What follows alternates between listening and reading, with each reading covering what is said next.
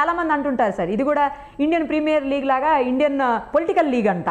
So అలా కొన్ని చోట్లయితే అసలు ఖాతా ఓపెనే చేయలేదు వైసీపీ. తర్వాత ఎక్కడైతే వైసీపీ బలంగా ఉంటుందని అనుకుంటామో ఆ ప్లేసెస్లో కూడా చాలా అనూహ్యంగా బలంగా తన సీట్లు లేకపోతే తన కెపాసిటీని నిరూపించుకోగలిగింది టీడీపీ. దీన్ని ఏ విధంగా చూడాలి?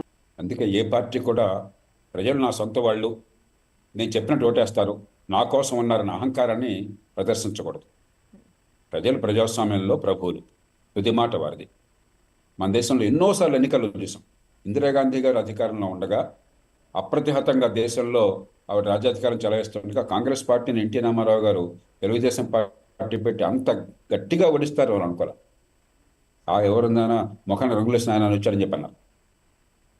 అలాగే 1994లో మళ్ళీ రెండోసారి ఒకసారి ఓటమి పాలైన తర్వాత అంత పెద్ద ఎత్తున 294 సీట్లు 265 సీట్లు ఆయనకి కానీ కూటమి మిత్రులకు కానీ, అలాగే రాజశేఖర రెడ్డి గారికి ఇచ్చింది. ఇవన్నీ కూడా ఏంటంటే ఏ పార్టీ కూడా ప్రజల్ని చులకన చేయకూడదు.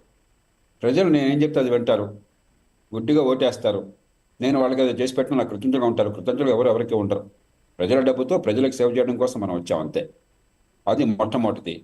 రెండోది, మన ప్రజాస్వామ్య వ్యవస్థలో ప్రజలకు ఆగ్రహం వచ్చి అనుగ్రహం వచ్చిన పట్టలేం. అందులో ఆంధ్రులకి ఆవేశపరులు ఆంధ్రులు. ఆనాడు అనుగ్రహం వచ్చింది, బ్రహ్మాండంగా పట్టం కట్టారు జగన్మోహన్ రెడ్డి గారికి. ఇవాళ ఆగ్రహం వచ్చింది, బ్రహ్మాండంగా తిప్పేశారు. ఎంత ఎక్కువ ఆటుపోట్లు ఎందుకు వచ్చినాయంటే తీవ్రంగా వ్యతిరేకత ప్రబలింది. ఖచ్చితంగా సమాజంలో ఇది బాగోలేదు, దీన్ని తిరస్కరించాలని వ్యతిరేకత ప్రబలింది. ఆనాడు గెలిచిందేమో జగన్మోహన్ రెడ్డి గారు ఈ బాగా పెద్ద ఎత్తున సంక్షేమ పథకాలని ప్రజలకు అర్థమయ్యేట్టుగా నచ్చచెప్పి వివరించి చెప్పగలిగారు, మీకు అందిస్తామని నమ్మకాన్ని కలిగించగలిగారు. ఈనాడు అది తప్ప ఇంకేమి పరిపాలన లేదు, ఇది కాదని ఎవరన్నా కోరితే వారి పెత్తందారులు, అది వర్గ పోరాటం అన్నటువంటి ధోరణిని ప్రజలు క్షమించలేకపోయినారు. దాంతోపాటు ఒక మాఫియా తత్వం. మనం ప్రజాస్వామ్యంలో రాచరికాన్ని ఎన్నుకోట్ల, ఎవరు చక్రవర్తులు కాదు, ప్రజలు భృత్యులు కాదు, ఎమ్మెల్యేలు సేవకులు కాదు. ప్రజలకు గౌరవాన్ని ఇవ్వాలి, ప్రజల తరపున మీరు పనిచేస్తున్నారు, ప్రజలకు సేవకులు మీరంతా కూడా. అది మర్చిపోయి అహంకారంతో మొట్టమొదటి రోజు నుంచి వినాశ కార్యక్రమాలకు పాల్పడడం, మరి ఒక మాఫియాలాగా ప్రవర్తించడం, చట్టం లేనట్టుగా వ్యవహరించడం, రాష్ట్రాన్ని భ్రష్టు పట్టించడం జరగడం చేత ప్రజల్లో తీవ్రమైన ఆగ్రహం వచ్చింది. దాన్నే ఈవేళ మనం ఓట్ల రూపంలో చూసాం. ఎందుకంటే మళ్ళీ పొరపాట్లు జరగకుండా ఒక పక్కన అవినీతి కానీ, అధికార దుర్వినియోగం కానీ, అహంకారం కానీ లేకుండా ఉండాలి. రెండో పక్కన ఆర్థిక వ్యవస్థను పెంచుతారని విశ్వాసం ఉంది కాబట్టి విశ్వాసాన్ని నిలుపుకోవాలి. మూడో పక్కన ఆర్థిక క్రమశిక్షణ పాటించాలి. నాలుగో పక్కన ఈ ఆర్థిక ప్రగతిలో పేదలకు భాగస్వామ్యం కనిపించాలి. ఇంక్లూజివ్ గ్రోత్ అని చెప్పంటాం. జగన్మోహన్ రెడ్డి గారు వారి బృందం వాదన ఏమిటి? ఈ ప్రగతి అంతా, అభివృద్ధి అంతా పెత్తందారుల కోసం, పెత్తందారులు కోరుతున్నారు కాదు. అభివృద్ధి పేదలకు కావాలి, ఆదాయాలు పెరగాల్సింది, ఉపాధి కలగాల్సింది, అవకాశాలు రావాల్సింది, సంపద సృష్టించాల్సింది పేదల కోసం.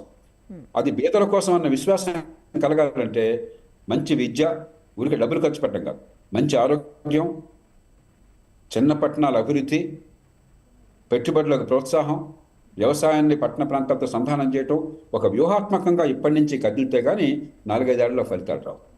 ఆ ప్రయత్నాన్ని చేయాలి. అయిపోయింది గతం నాస్తే ఓటర్లు తీర్పునిచ్చారు కాబట్టి మనం మళ్ళీ వాళ్ళని కొల్లబడడం అక్కర్లేదు. గతంలో చేసినట్టుగా అసెంబ్లీ లోపల బయటలు అవమానించడం కానీ, అనవసరంగా అరెస్టులు చేయడం కానీ, వేధిస్తున్నారన్న భావం కలిగించడం కానీ ప్రజాస్వామ్యానికి మంచిది కాదు. ఇప్పుడు ప్రజలు తీర్పిచ్చారు, రాష్ట్రం సంక్షోభంలో ఉన్నది, ఆర్థికంగా సంక్షోభంలో ఉన్నది, అభివృద్ధి పరంగా అడుగంటిపోయింది. కాబట్టి దీని నుంచి బయటపడేటట్ల దృష్టి అంతా కూడా మనందరి దృష్టి, ఎన్నికైన వారి దృష్టి కానీ, ప్రభుత్వం దృష్టి కానీ, బయట ఉన్న మనందరి దృష్టి కానీ పూర్తిగా దాని మీద ఉండాలి. సార్, ఇప్పుడు ఆంధ్ర రాష్ట్ర ప్రజలు ఈ ఎన్నికల ఫలితాలను చూసిన తర్వాత మనకి ఖచ్చితంగా సంక్షేమం కంటే అభివృద్ధి వైపే మొగ్గు చూపారు అని అనుకోవచ్చా? ఖచ్చితంగా అభివృద్ధి కావాలని కోరుకునేది. ఆంధ్రప్రదేశ్ మెడ్రాస్ ప్రెసిడెన్సీ నుంచి, బ్రిటిష్ కాలం నుంచి చాలా ముందు చూపన్న ప్రజలు. వ్యవసాయ రంగంలో కావచ్చు, వ్యవసాయంలో మళ్ళీ పళ్ళుతో కూరగాయలు లాంటి హార్టికల్చర్ రంగంలో కావచ్చు, చేపలు వగైరా ఉత్పత్తి కావచ్చు, వృత్తుల్లో విద్యలో కావచ్చు, లేకపోతే వ్యాపారాల్లో కావచ్చు, సినీ రంగంలో కావచ్చు, చాలా ముందు చూపుతో రిస్క్ తీసుకుని నైపుణ్యాన్ని చూపెట్టి వాళ్ళున్న పాఠవాన్ని ప్రదర్శించి సమాజాన్ని ముందు తీసుకెళ్లారు. కాబట్టి సహజంగానే ఒక పేదరికం అన్న సమాజంలో తాత్కాలికమైనటువంటి సంక్షేమం మీద కొంత దృష్టి మళ్ళుతుంది. అది చాలాదని చాలా వేగంగా తెలుసుకున్నారు. అది ఆ తెలుగు ప్రజల ముందు చూపాల్లో జరిగింది. దీన్ని మనం ఉపయోగించుకుని 5 ఏళ్లలోనే అభివృద్ధి సంక్షేమం కలిసి ఉంటాయి. అభివృద్ధి లేకపోతే సంక్షేమం వల్ల బతుకులు బాగుపడడం అన్న విషయాన్ని ఆచరణ రుజువు చేయాలి. అభివృద్ధి చేసి బతుకులు బాగు చేయాలి. లేకపోతే ఏ పార్టీ వచ్చినా కూడా ఎప్పటికైనా కూడా ఈ సంక్షేమానికి అభివృద్ధికి మధ్య పోరాటం, ఒకదానికి కూడా వ్యతిరేకమైన భావన ఉంటే ఎప్పుడైనా కూడా ఒక రాష్ట్రం కానీ దేశం కానీ సంకటంలో ఉంటాయి.